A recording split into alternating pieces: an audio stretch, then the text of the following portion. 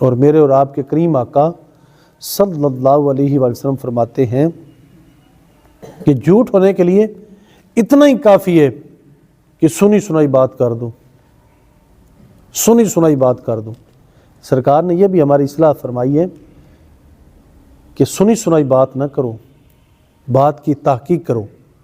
اور یہ سب سے پہلے کلام مجید برہان رشید میں بھی یہ بات آئی، یہ مفہوم قرآن مجید کی آیہ مبارکہ میں بھی آیا ہے، اور فرمایا کہ بغیر تحقیق کے بات نہ کرو۔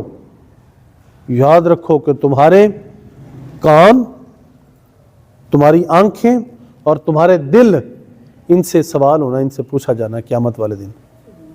تمہاری آنکھوں سے بھی، کانوں سے بھی، دلوں سے بھی پوچھا جانا ہے، بغیر تحقیق کے بات نہ کرو۔ تو سرکار نے کتنی مرتبہ اس بات پہ روشنی ڈالی ہے۔ جیسے ہم اپنے ذرا پنجابی زبان میں ہم کہتے ہیں نا، ذرا سنی سنائی گل، سنی سنائی تے گھت وگائی۔ ایسا نہ ہوئے ذرا کہ سنی ہوئی گل ہوتے لے کے ٹر پیا ذرا انہوں بلا سوچے سمجھے ذرا وہ تیرے بارے وہ گل کر رہا، تیرے بارے وہ گل کر رہا، اور صرف انہی گل دیتے اسی کتنے وڈے وڈے پلندے کھڑے ہوئے ذرا۔ ایسی بات نہیں ہونی چاہیے۔ تو لہذا از سارے نو، سارے سرے سے جھوٹ سے ہی بچیں نا، جو بنیاد ہے اس سے بچیں، جھوٹی بات نہ ہو۔ اور جب ایسی بات ہو بھی جائے تو اس کی تحقیق کریں۔ کوئی ایسی بات جب سنیں تو تحقیق کریں، تحقیق کے بغیر کوئی بات کرے نہ، تحقیق کے بغیر کوئی بات نہ کرے۔ کلام مجید میں، قرآن پاک میں خود ایک مقام پہ ابھی جو میں نے خطبہ میں آیت پڑھی ہے، فرمایا ما یلفظ من قول الا لدیہ رقیب عتید۔ فرمایا تم جب بھی تلفظ کرتے ہو، اپنی زبان سے جو لفظ بھی نکالتے ہو، بولتے ہو، ہمارے نگران فرشتے اسے لکھ لیتے ہیں۔ تم جو بھی اپنی زبانوں سے نکالتے ہو وہ لکھ لیتے ہیں۔ اب یہ بھی ذہن میں رکھیں کہ کوئی بڑا سارا مضمون، کوئی بڑی ساری بات، کوئی بڑی معنی خیز بات وہ لکھ لیتے ہیں، نہیں۔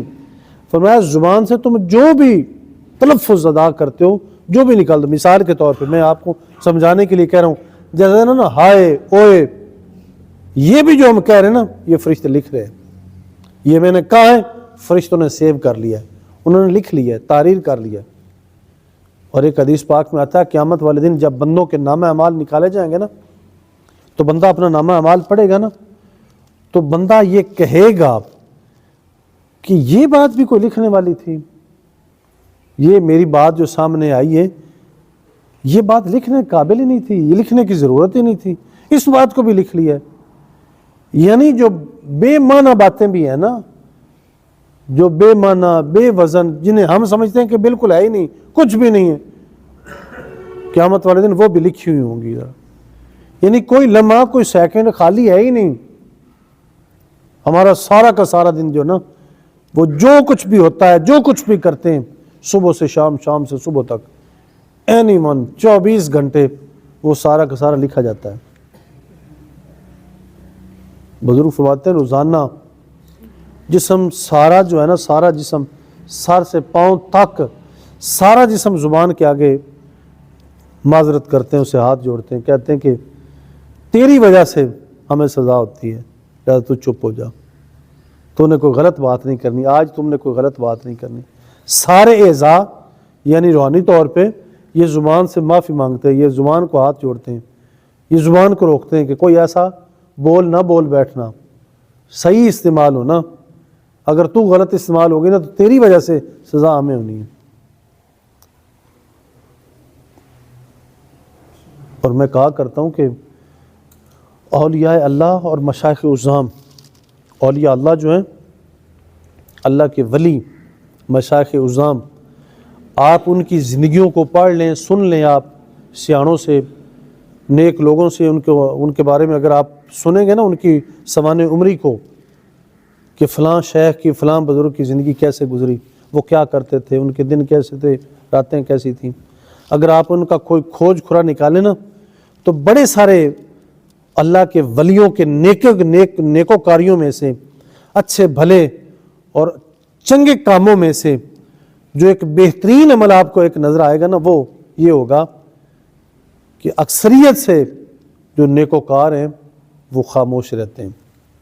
اللہ کے ولی ان کی اور صفات میں سے، جہاں ان کی اور صفات بھی ہیں، فرائض واجبات ادا کرتے ہیں، نوافل پڑھتے ہیں، روزے رکھتے ہیں، اور اچھائیاں بھلائیاں کرتے ہیں، سخاوت کرتے ہیں، ان میں سے ایک ان کا خاصہ حصہ جو ہے نا وہ خاموش رہتے ہیں، صرف مطلب کی بات کرتے ہیں، جس کی ضرورت ہوتی ہے وہ بات کرتے ہیں، پھر چپ ہو جاتے ہیں، زبان کو بند رکھتے ہیں۔ اللہ کے ولیوں کی ایک خاص نشانی یہ بھی ہے، اور حدیث پاک میں آتا ہے من صامت فقد نجا، فرمایا جس نے خاموشی اختیار کی تحقیق وہ نجات پا گیا، جس نے خاموشی اختیار کی، جو چپ ہو گیا وہ نجات پا گیا۔ تو لہٰذا یہ تو ایک بات ذرا یہ خاموش ہونا، خاموش رہنا ایک الگ مضمون ہے، اس کو بھی انشاءاللہ آگے بیان کریں گے۔ یہ بات بیچ میں آئی تو میں نے کر دی، لہٰذا بغیر تحقیق کے کوئی بات نہ کریں، اور بغیر تحقیق کے کی ہوئی بات ایسا ہی ہے جیسے بالکل وہ جھوٹ ہے، وہ بالکل جھوٹ ہے۔ تو جھوٹ سے ہمیں